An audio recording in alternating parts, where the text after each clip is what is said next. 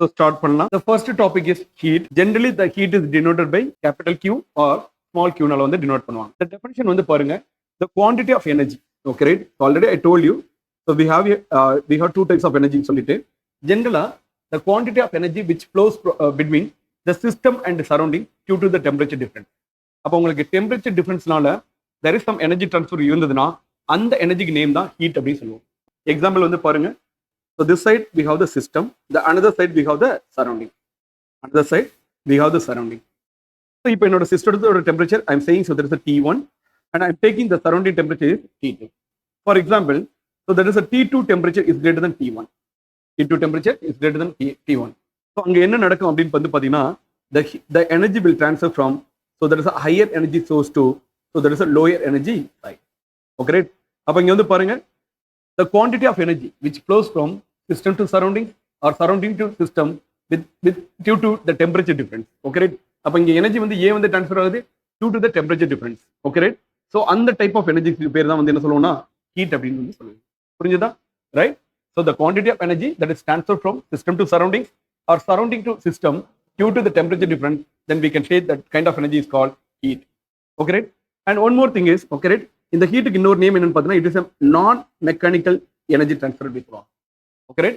So அப்போ இந்த heat energy transfer ஆகிறதுக்கு உங்களுக்கு எந்த வித மெக்கானிக்கல் இன்ஸ்ட்ருமெண்ட்ஸுமே தேவை கிடையாது. Okay right? மெக்கானிக்கல் இன்ஸ்ட்ருமெண்ட்ஸ் எதுவுமே தேவை கிடையாது. Right?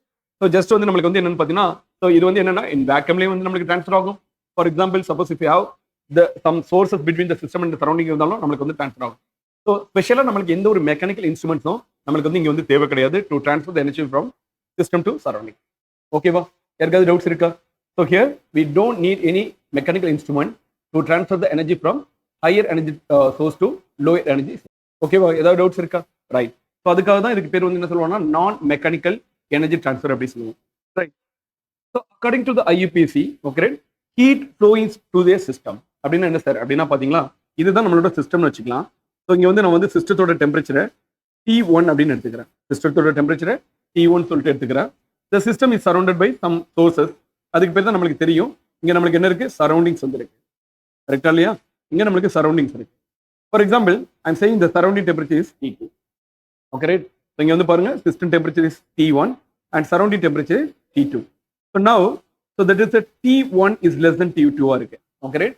The temperature of the system is less than the temperature of the surroundings இருந்ததுன்னா நம்மளுக்கு என்ன நடக்கும்னா ஜென்ரலா the heat will transfer or the energy transfer from surrounding to system. Okay, right? அதாவது heat flowing to the system. அப்ப இங்க வந்து பாருங்க, the heat flowing to the system வந்து இருக்கு. Okay, right? So that time நம்ம வந்து என்ன பண்ணணும், ஹீட்டுக்கு வந்து some sign வந்து கொடுக்கணும். From the IUPAC படி பாத்தீங்கன்னா, so அந்த டைம்ல the Q ஓட sign வந்து என்னன்னா பாசிட்டிவ் சைன். ஒய் சார் அப்படின்னா கெமிஸ்ட்ரியை பொறுத்த வரைக்கும் நம்ம வந்து என்ன பண்ணுவோம்னா ஒன்லி சிஸ்டம்ல என்ன நடக்குது அப்படின்னு சொல்லிட்டு தான் ஐடென்டிஃபை பண்ணுவோம். பிசிக்ஸை பொறுத்த வரைக்கும் அவுட் ஆஃப் த சிஸ்டம் என்ன நடக்குது சொல்லிட்டு தான் ஐடென்டிஃபை பண்ணுவோம். அப்ப இங்க சிஸ்டம்னா நீங்க என்ன பண்றீங்க, ஒரு எனர்ஜி வந்து ஆட் பண்றீங்க. அப்ப சிஸ்டத்தோட எனர்ஜி வந்து என்ன ஆகுது, இன்க்ரீஸ் ஆகுது. Okay right? அப்ப சிஸ்டத்துக்கு சம் பாசிட்டிவ் எனர்ஜி வந்து கிடைக்குது. Okay right? அதாவது சிஸ்டத்தோட எனர்ஜி வந்து நம்மளுக்கு வந்து இன்க்ரீஸ் ஆச்சுன்னா, so that time we have to take it's a positive quantity. Okay right? So அப்ப இங்கேயும் வந்து பாருங்க, so we have that is a T1 is less than T2. So that time the temperature will the energy will transfer from surrounding to the system is nothing but heat flowing to the system. That time we have to take Q will be the positive quantity. Okay, right? We have to take the heat will be a positive quantity. புரிஞ்சுதா? இதே second வந்து பாருங்க. So the system temperature, I am taking the system temperature is T1 and so you can see, so that is surrounded by some sources. Surroundings வச்சுக்கலாம் அத. இப்போ என்னோட சரௌண்டிங்கோட temperature வந்து பாத்தீங்கன்னா, so there is a T2. Surrounding temperature is T2. Okay, right? இங்க condition வந்து பாருங்க, so that is the T1 is greater than T2. அப்ப நம்மளுக்கு என்ன ஆகும், டெஃபினட்டா the energy will transfer from system to surrounding. Okay, right? இங்க என்ன நடக்குது நம்மளுக்கு, the energy will transfer from system to surrounding. System to surrounding. அப்ப சிஸ்டத்தோட எனர்ஜி வந்து என்ன ஆகுது, so நம்மளுக்கு வந்து so reduce ஆகுது. Okay, right? அப்ப சிஸ்டத்தோட எனர்ஜி வந்து reduce ஆச்சுன்னா, so that time you have to take Q will be a negative quantity. Okay, right? இந்த பாயிண்ட் வந்து ரொம்ப ரொம்ப இம்பார்ட்டன்ட். ஏன்னா நீங்க ப்ராப்ளம் சால்வ் பண்ணும்போது ஒவ்வொரு டைம் நம்ம வந்து என்ன பண்ணுவோம்னா the sign conversion is very very important. Okay, right? So sign conversion is important. அப்ப heat flowing into the system இருந்ததுன்னா we have to take the positive quantity and heat flowing out of the system இருந்ததுன்னா we have to take the negative heat quantity. Okay, right? So ஏதாவது இதுல doubts இருக்கா? And the next point is, இங்க பாருங்க, next point வந்து பாருங்க, it is a path function. யாரு ஹீட்டுங்கிறவன் யாரு? It is a path function. Okay right. Path ஃபங்க்ஷனா ஆல்ரெடி உங்களுக்கு வந்து தெரியும். Okay right. ஸோ என்ன ஆகும், டிஃப்ரெண்ட் பாத்தில் நீங்கள் ஒரு ப்ராசஸ் ரன் பண்ணுறீங்க. அப்போ ஒவ்வொரு பாத்துக்கும் you will get different amount of heat. Okay புரிஞ்சுதா? So you are doing the process in different ways. அப்போ ஒவ்வொரு வேஸ்லையும் you are getting different value of heat. புரிஞ்சுதா? So that time we can say it is a path function. Generally நமக்கு தெரியும் எனர்ஜியை வந்து எதில் வந்து நம்ம வந்து மெஷர் பண்ணுவோம், in terms of joules or in terms of calories. கரெக்டா இல்லையா? ஸோ அப்போ இங்கே ஹீட்டோட யூனிட் வந்து என்னன்னு பார்த்தீங்கன்னா joules or calories. So general definition of heat is what? The quantity of energy which is transferred from system to surrounding or surrounding to system due to the temperature difference now, that is nothing but heat, right? So the heating, it is a non-mechanical way of energy transfer. Okay, right? So here we don't need any extra mechanical instrument to transfer the energy from system to surrounding or surrounding to system. Okay, right? Heat into the system, so that time the sign of heat will be positive. The heat out from the system, the sign of the heat will be the negative. ஓகேவா? Doubts இருக்கா? So இன்னைக்கு வந்து நம்ம maximum வந்து என்ன பண்ணுவோம்னா இந்த work பத்தி தான் வந்து நம்ம வந்து பார்ப்போம். So generally the work is denoted by, so that is capital W. And the definition is the mode of energy transfer. இங்க வந்து பாருங்க, the mode of energy transfer other than heat. Okay right. So heat energy இல்லாம other mode of energy transfer எல்லாமே வந்து என்ன சொல்லுவோம், we can say that's a work அப்படின்னு சொல்லுவோம். Okay right. ஆர் வந்து நீங்க வந்து பாருங்க, the mechanical way of energy ட்ரான்ஸ்ஃபருக்கு பேர் வந்து என்ன சொல்லுவோம்னா we can say that's a work. அப்போ ஹீட் எனர்ஜி ட்ரான்ஸ்ஃபர் ஆகணும்னா உங்களுக்கு என்ன வேணும்? You need temperature difference. But இதே வந்து work வந்து உங்களுக்கு transfer ஆகணும். For example, the energy transfer by work na you no need any temperature difference. So you need some mechanical instrument. புரியுதா? Okay. So we need some mechanical instrument to transfer the energy இருந்ததுனா that kind of energy is called, that is the work energy. So இங்கேயும் வந்து பாருங்க, work also is a path function. Work வந்து என்னது? It is a path function. So already I told you, right? If you do the process by different ways na, you will get different value for the work. Okay, right? So இங்கே வந்து பாருங்க, this is a mathematical expression for work. இந்த formula தான் உங்களுக்கு வந்து very very important. So இந்த formula இதை தான் நம்ம வந்து மேக்ஸிமம் வந்து யூஸ் பண்ணிக்கலாம். அதாவது change in work which is equal to minus P external times dV. ஓகேவா? P external times dV, right? So இந்த ஃபார்முலா எப்படி வந்தது? இந்த எக்ஸ்டர்னலோட ஆக்சுவல் மீனிங் வந்து என்னது? எக்ஸ்டர்னல் ப்ரெஷர் எப்பப்போ சேஞ்ச் ஆகும், எக்ஸ்டர்னல் ப்ரெஷர் எப்போ கான்ஸ்டன்டா இருக்கும், external pressure for the different process வந்து எப்படி இருக்குன்னு சொல்லிட்டு இப்போ வந்து நம்ம வந்து டிஸ்கஸ் பண்ண போறோம். Okay right. ஸோ இனிஷியலாக பாருங்க, நான் வந்து ஒரு piston cylinder system எடுத்துக்கலாம். இதான் என்னோட சிஸ்டம்.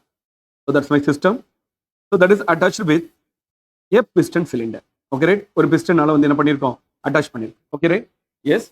So here, so என்ன பண்றீங்கன்னா, you can fill some gases to the cylinder. So அப்ப இங்க வந்து நமக்கு என்ன இருக்கு? We have the gas. The gas is maintained at a particular temperature and particular pressure initially. So work அப்படின்னா என்ன பண்ண போறோம்? இப்போ நம்ம என்ன பண்ண போறோம்னா ஒரு ப்ராசஸ் வந்து பண்ண போறோம். என்ன ப்ராசஸ் அப்படின்னு பார்த்தீங்கன்னா கம்ப்ரெஷன் வந்து பண்ணணும். We are going to do the compression process. Compression என்ன meaning? So we have to apply some external pressure to reduce the volume of the gas. அப்ப இங்க வந்து பாருங்க, இங்க நான் வந்து என்ன பண்ண போறேன்? I'm going to give some external pressure. External pressure உங்களுக்கு தெரியும், force per unit area. The force per unit area வந்து அப்ளை பண்றீங்க. அப்ப நமக்கு என்ன ஆகும்? கம்ப்ரெஷன் வந்து நடக்கும். அப்ப இந்த P external எதுக்கு ஈக்குவலா இருக்கும் அப்படின்னு வந்து பாத்தீங்கன்னா ஜெனரலா இங்க வந்து பாருங்க, இங்க நமக்கு யார் இருக்காங்க? gaseous particles இருக்காங்களா? இந்த gaseous particles என்ன பண்ணும்? இந்த பிஸ்டனோட வால் இருக்கு பாத்தீங்களா, அதுல வந்து ஹீட் பண்ணும். ஹீட் பண்ணும்போது என்ன பண்ணும்? அது வந்து ஒரு பிரஷர் வந்து கிரியேட் பண்ணும். Because force per unit area தான பிரஷர் நம்மளுக்கு. ஸோ அப்போ இங்க பாருங்க, we have the gaseous molecules.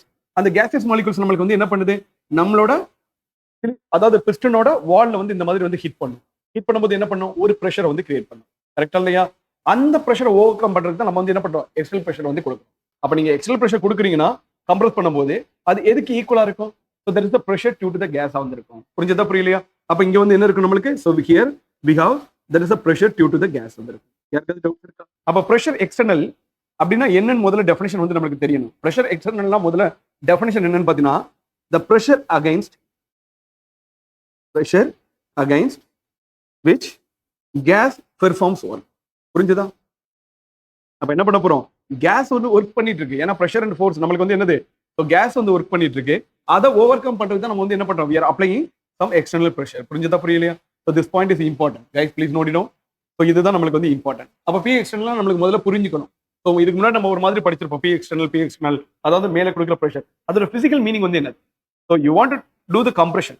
அப்போ கம்ப்ரெஷன் நீங்க பண்ண போறீங்கன்னா அதுக்கு சம் எக்ஸ்டர்னல் ப்ரெஷர் வந்து தேவைப்படும். அந்த எக்ஸ்டர்னல் ப்ரெஷர் எதுக்கு ஈக்குவலா இருக்கும்? ஸோ இன்சைட்ல நம்மளுக்கு என்ன ஆகும்? சம் கேசஸ் இருக்கும். That cases will have some particles. அந்த particle will create some pressure to what? The surface of the piston. Okay right. அதை ஓவர் கம் பண்றது we are applying to the external pressure. புரிஞ்சதா புரியலையா? Okay right. So ஏதாவது doubts இருக்கா இதுல? யாருக்காவது இதுல டவுட்ஸ் இருக்கா? So what is the meaning of P external? So நான் முன்னாடியே சொன்னதான், தெர்மோடைனமிக்ஸை பொறுத்த வரைக்கும் ஒவ்வொரு டேர்முக்கும் ஒரு மீனிங் வந்துருக்கு, ஒவ்வொரு டேர்முக்கும் ஒரு பிசிக்கல் கான்செப்ட்ஸ் வந்துருக்கு. அதை நீங்க கிளியரா அண்டர்ஸ்டாண்ட் பண்ணிட்டீங்கன்னா ஈஸியா வந்து அனலைஸ் பண்ணிடலாம். ஓகேவா? அப்ப நம்ம என்ன பண்ணிட்டோம்? ஸோ பி எக்ஸ்டர்னல் அப்படின்னு சொல்லிட்டு பார்த்துட்டோம். ஓகேவா? இதுல ஏதாவது யாருக்காவது டவுட்ஸ் இருக்கா? ஜென்ரலா வந்து பாத்தீங்கன்னா வச்சுங்களேன், நம்ம அப்ளை பண்ற பாத்தீங்களா இந்த பி எக்ஸ்டர்னல். Okay right. இது வந்து பாத்தீங்கன்னா it's classified into two types. அதாவது பி எக்ஸ்டர்னல் சம்டைம் கான்ஸ்டன்டா வந்து அப்ளை பண்ணுவோம். Okay right. ஸோ சம்டைம்ஸ் வந்து நம்ம வந்து என்ன பண்ணுவோம்னா பி எக்ஸ்டர்னல் எப்படி இருக்குன்னா வேரியபிளா இருக்கு. ஸோ இந்த ரெண்டு பாயிண்ட் வந்து இம்பார்ட்டன்ட், வேரியபிளா வந்து இருக்கு. அப்போ two types of external pressure வந்து நம்ம வந்து அப்ளை பண்ண போறோம். Okay right. ஒன்னு வந்து எப்படி இருக்கும்? Constant external pressure. Constant external pressure என்னது? நம்ம பிஸ்டன் இருக்கு பாத்தீங்களா, பிஸ்டன் மேல கான்ஸ்டன்டா ஒரு ப்ரெஷர் வந்து அப்ளை ஆயிட்டே இருக்கு. Okay right. இதே நம்மளோட பிஸ்டனோட சர்ஃபேஸ் இருக்கு பாத்தீங்களா, டாப் ஆஃப் த பிஸ்டன், அதுல வந்து வேரியபிள் ப்ரெஷர் வந்து கொடுப்போம். Okay right. எக்ஸாம்பிள் வந்து பாத்தீங்கன்னா இங்க வந்து பாருங்க, நான் ஸ்மால் வெயிட்ஸ் வந்து இங்க வந்து அரேஞ்ச் பண்றேன். இங்க இந்த இடத்துல வந்து என்ன பண்ண போறோம்? ஸ்மால் வெயிட்ஸ் வந்து நம்ம வந்து அரேஞ்ச் பண்ண போறோம். இந்த ஒவ்வொரு வெயிட்டா நீங்க வந்து எடுங்க. அப்ப உங்களுக்கு என்ன ஆகும்? So you will get the variable pressure. இதே நீங்க கான்ஸ்டன்டா ஒரு 5 kg அந்த பிஸ்டன் மேல வச்சுப்பீங்க, அப்ப அங்க வந்து உங்களுக்கு என்ன கிடைக்கும்? கான்ஸ்டன்ட் ப்ரெஷர் வந்து அப்ளை ஆகும். எது மேல? அந்த கேஸ் மேல. புரிஞ்சுதா புரியலையா? இதுக்கு பேர் தான் variable pressure or variable external pressure and constant external pressure. இப்போ வந்து பாருங்க, இதே இப்போ பி எக்ஸ்டர்னல் உங்களுக்கு வந்து கான்ஸ்டன்டா இருந்ததுன்னா, என்னது? பி எக்ஸ்டர்னல் உங்களுக்கு வந்து கான்ஸ்டன்டா இருந்ததுன்னா இந்த ஃபார்முலா வந்து உங்களுக்கு வந்து எப்படி சேஞ்ச் ஆகும் பாருங்க. இந்த ஃபார்முலா உங்களுக்கு வந்து ஃபார் எக்ஸாம்பிள் இதை வந்து நீங்க இன்டிகிரேட் எடுங்க. நான் லாஸ்ட் கிளாஸே உங்களுக்கு சொன்னேன், கரெக்டா இல்லையா? Path function and so what is state function. இப்போ பாருங்க நம்மளுக்கு ஃபார்முலா என்னது? So that is integral TW which is equal to minus integral, so that is a P external times 10 dV. Okay.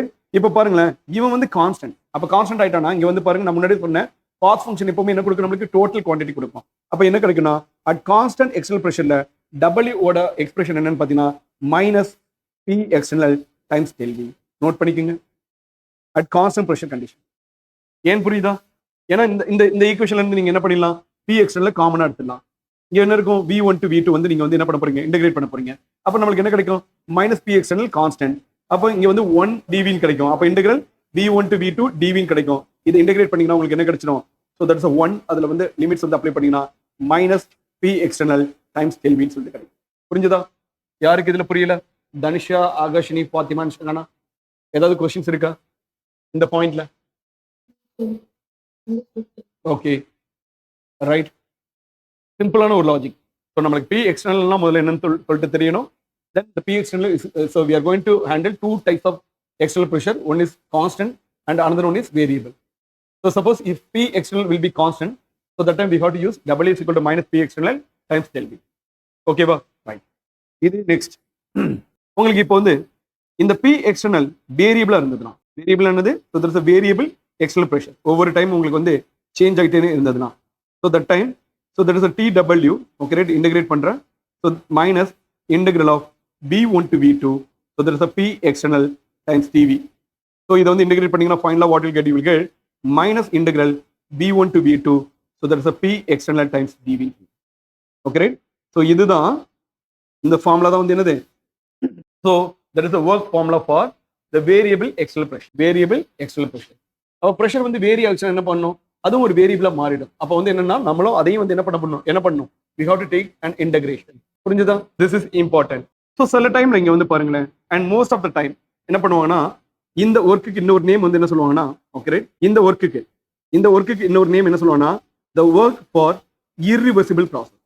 எப்ப P external கான்ஸ்டன்டா இருக்கும்போது, P external கான்ஸ்டன்டா இருக்கும்போது அந்த ஒர்க்கோட actual meaning வந்து என்னன்னு பார்த்தீங்கன்னா ஒர்க் ஃபார் irreversible process. ஃபியூச்சர்ல நான் உங்களுக்கு எக்ஸ்பிளைன் பண்றேன் ரிவர்சிபிள் சொல்லிட்டு. பட் இப்போ நோட் பண்ணிக்கோங்க.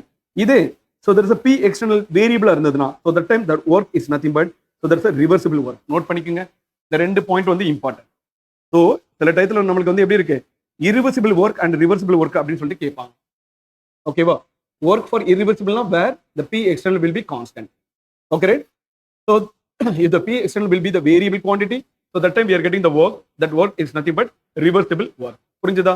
யாருக்காவது டவுட்ஸ் இருக்கா? அதுல இந்த பாயிண்ட்ல யாருக்காவது டவுட்ஸ் இருக்கா? இந்த பாயிண்ட் டவுட் இருந்ததுன்னா கேளுங்க, நான் மறுபடியும் வந்து உங்களுக்கு வந்து எக்ஸ்பிளைன் பண்ணுறேன். ஓகே, மூவ் பண்ணலாமா? ஸோ அப்போ என்ன பண்ணிருக்கோம் இந்த டாபிக்ல நம்ம வந்து டிஸ்கஸ் பண்ணது what is the basic definition for work, அதாவது dw which is equal to minus, so there is a p external times, so that is a dv. Okay, suppose if you do the integration, what you will get the integral dw minus p external times dv, and the volume will change from, so there is a v1 to v2, and finally what you will get work which is equal to minus v1 to v2, so there is a p external times dv. Okay, right? இதுல என்ன பண்ணிட்டோம், we discussed two cases. The first case வந்து என்ன பாருங்க, so there is a p external is equal to constant இருந்ததுனா, p external which is equal to constant, so that time the w which is equal to minus p external times lv, or sometimes this is called the work for irreversible process. Work for irreversible process. Suppose if the p external is a variable quantity, it's a variable quantity, so that time what you will get work for reversible process which is equal to minus integral v1 to v2, so there's a p external time. So இதுதான் நம்ம வந்து இப்போ வந்து discuss பண்ணிருக்கோம். இந்த formula எப்படி drive பண்றது, ஏன் வந்து நெகட்டிவ் சைன் வந்தது, இதெல்லாம் தேவை கிடையாது. It's waste of time. புரிஞ்சுதா? அதெல்லாம் நம்ம வந்து என்ன பண்ணணும், தேவையே கிடையாது, நம்ம டிஸ்கஸ் பண்ணணும்னு சொல்லி. ஓகேவா? யாருக்காவது இந்த இது வரைக்கும் ஏதாவது டவுட்ஸ் இருக்கா இந்த பாயிண்ட் வரைக்கும்? ஓகே, இதுதான் நம்ம வந்து ஃபர்ஸ்ட் ஸ்லைட்ல பார்த்திருக்கோம். அப்போ ஒர்க்குங்கிறது என்னது? It is a mechanical way of energy transfer, is nothing but work, or the transfer of energy from system to surrounding, or surrounding to system. Okay, right? So except heat இருந்ததுனா, so then we can say that's a work. ஓகேவா? Yes. So next that is units of energy. Okay, right? இந்த units எல்லாம் உங்களுக்கு கண்டிப்பா தெரிஞ்சிருக்கணும். இதெல்லாம் வச்சு தான் நமக்கு வந்து கொஸ்டின்ஸ் வந்து கேட்பாங்க. ஜென்ரலா நம்மளுக்கு என்ன தெரியும், ஒர்க்கோட வந்து யூனிட்ஸ் வந்து நமக்கு வந்து தெரியும். So that is joules or calories அப்படின்னு வந்து சொல்லுவோம் ஜென்ரலா. ஸோ இங்க வந்து பாருங்க 1 ஜூல் எதுக்கு ஈக்குவலா இருக்கும் அப்படின்னு வந்து பாத்தீங்கன்னா, so that is 10 to the power 7 எர்க்குங்கிறது, so that is CGS unit. அப்ப எப்பவுமே ஒர்க்கோட எஸ்ஐ யூனிட்ஸ் வந்து பாத்தீங்கன்னா இன் டர்ம்ஸ் ஆஃப் ஜூல்ஸ்ல வந்து சொல்லுவோம். ஓகேவா? இன் டர்ம்ஸ் ஆஃப் ஜூல்ஸ்ல வந்து சொல்லுவோம். அப்போ 1 joules which is equal to 10 to the power 7 erg. இதை பிசிக்ஸ்ல வந்து யூனிட் கன்வர்ஷன்ஸ்லாம் பார்த்துருப்பீங்க, இங்க தேவையான கிடையாது. இது மட்டும் நீங்க வந்து நோட் பண்ணிக்கீங்க. நெக்ஸ்ட் வந்து பாருங்க, சில டைம் நம்மளுக்கு ஒர்க்குக்கு இன்னொரு யூனிட் வந்து இருக்கு. என்னன்னு பாத்தீங்கன்னா that is atmosphere litre. Okay, அப்போ 1 அட்மாஸ்பியர் லிட்டர் எதுக்கு ஈக்குவல் அப்படின்னு வந்து பாத்தீங்கன்னா 101.3 ஜூல்ஸ். அதே மாதிரி 1 பார் லிட்டர் எதுக்கு ஈக்குவல் பாத்தீங்கன்னா 100 ஜூல்ஸ் வந்து ஈக்குவல். அதே மாதிரி 1 கேலரிஸ் வந்து எதுக்கு ஈக்குவல் அப்படின்னு பாத்தீங்கன்னா 4.2 ஜூல்ஸ். அண்ட் 1 அட்மாஸ்பியர் லிட்டர் எதுக்கு ஈக்குவல் பாத்தீங்கன்னா, ஸோ தட் இஸ் 24.2 கேலரி. ஸோ இந்த யூனிட்ஸ் எல்லாமே உங்களுக்கு வந்து தெரிஞ்சிருந்தா நம்ம வந்து என்ன பண்ணிடலாம், ஈஸியா வந்து ப்ராப்ளம்ஸ் வந்து இந்த இதுல யூனிட்ஸ் வந்து ரொம்ப ரொம்ப ரொம்ப ரொம்ப ரொம்ப இம்பார்ட்டன்ட். ஓகேவா? நீங்க ப்ராப்ளம் சால்வ் பண்ணும்போது என்ன பண்ணுவாங்க, நீட்டா இருந்தாலும் சரி ஜே இருந்தாலும் சரி டெஃபினட்டா யூனிட் கன்வர்ஷன்ஸ் வந்து இருக்கு. Okay, right? ஸோ நீட் அண்ட் ஜேல ஒர்க்ல இருந்து உங்களுக்கு கொஸ்டின்ஸ் வந்து கேட்டாங்கன்னா டெஃபினட்டா அங்க நம்மளுக்கு என்ன இருக்கு, யூனிட் கன்வர்ஷன் பிரசன்ட் இருக்கு. ஓகேவா? So that is 1 calorie which is equal to 4.2 joules. Okay, right? So that's atmosphere litre to joules and bar litre to joules and atmosphere litre to, so that's calories வந்து use பண்ணுவாங்க. அதே மாதிரி உங்களுக்கு இன்னொன்று என்ன தெரியும்னா, ஆரோட வேல்யூ வந்து உங்களுக்கு கிளியரா தெரியும். ஆறுங்கிறது யார் சொல்லுவாங்க, யூனிவர்சல் கேஸ் கான்ஸ்டன்ட். கரெக்டா இல்லையா? ஸோ இவங்களோட 3 யூனிட்ஸ்மே உங்களுக்கு வந்து தெரியணும். அதாவது ஆரோட வேல்யூ, ஸோ நம்மளோட எஸ்ஐ யூனிட் பொறுத்து வந்து மாறும், ஆர் சிஜிஎஸ் அதை பொறுத்து மாறும். இல்லையா நீங்க வந்து அட்மாஸ்பியர் லிட்டர்ல ஒரு யூனிட் கிடைக்கும், ஜூல்ஸ்ல ஒரு யூனிட் வந்து கிடைக்கும், வேல்யூஸ் வந்து கிடைக்கும், அண்ட் கேலரிஸ்ல டிஃப்ரெண்ட் வேல்யூஸ் வந்து கிடைக்கும். அப்போ ஆரோட வேல்யூஸ் வந்து பாருங்களேன், ஸோ தட்ஸ் 8.314. Okay, right? இது எதுல இருக்கு பாத்தீங்கன்னா அதோட யூனிட் வந்து பாருங்க ஜூல்ஸ் பர் மோல் கெல்வின். அதே மாதிரி ஆரோட வேல்யூ வந்து என்ன பார்த்தீங்கன்னா 0.083. இது எதுக்கு ஈக்குவல் அப்படின்னு பார்த்தீங்கன்னா 1/12 வந்து ஈக்குவல். இது எப்படின்னு பார்த்தீங்கன்னா litre atmosphere per mole kelvin. So அதே மாதிரி ஆரோட வேல்யூ வந்து பார்த்தீங்கன்னா 2. ஸோ எப்போன்னு பார்த்தீங்கன்னா calories per mole kelvin. So அப்போ இந்த இதெல்லாம் நீங்க ப்ராப்ளம் சால்வ் பண்றதுக்கு வந்து வேணும். அப்போ ஃபர்ஸ்ட் உங்களுக்கு என்ன தெரியணும், இந்த ஃபார்முலாஸ் வந்து தெரியணும், இந்த ஸ்லைட்ல உள்ள ஃபார்முலாஸ்.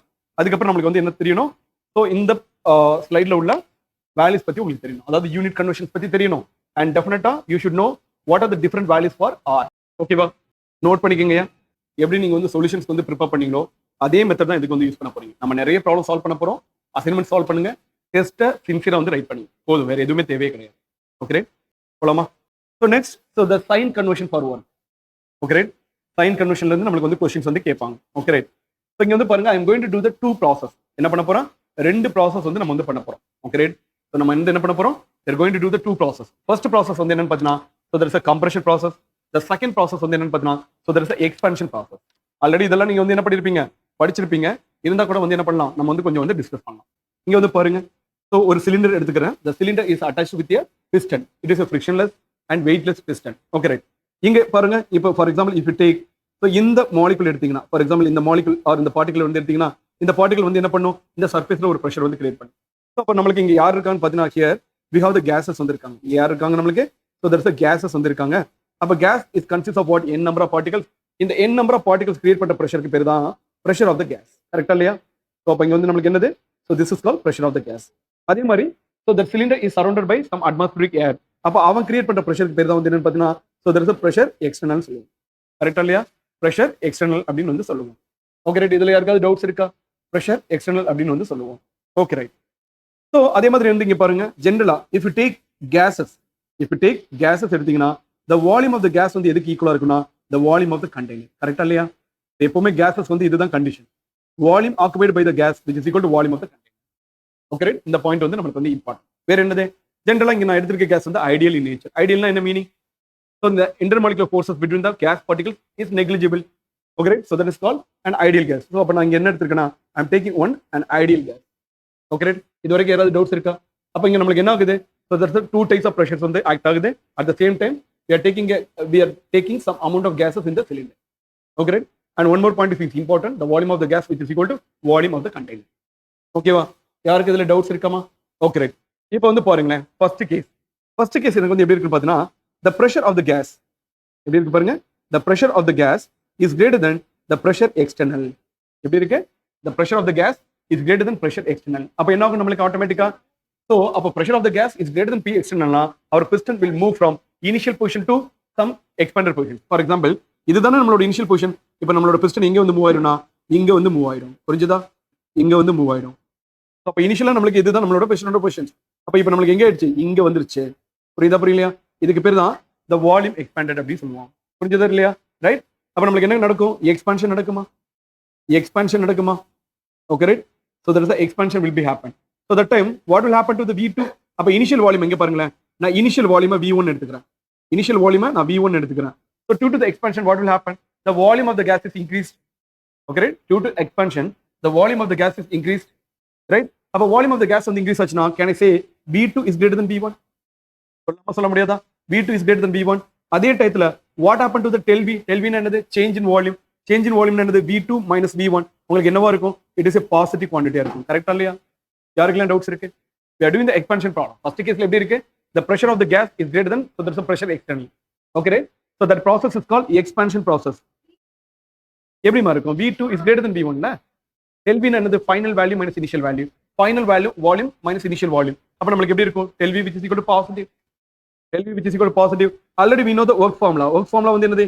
இங்க நம்ம வந்து we are using, that is the constant external pressure. அப்ப constant external pressure formula எப்படி இருக்கும்? P external times del V இருக்குமா? இங்க வந்து பாருங்க del V ஓட வேல்யூ வந்து எப்படி இருக்கு? It is a positive quantity.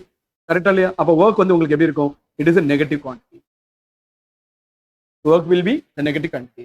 அப்ப for an expansion process, the change in volume will be positive, but the work will be negative. அப்ப என்ன ஆகுது?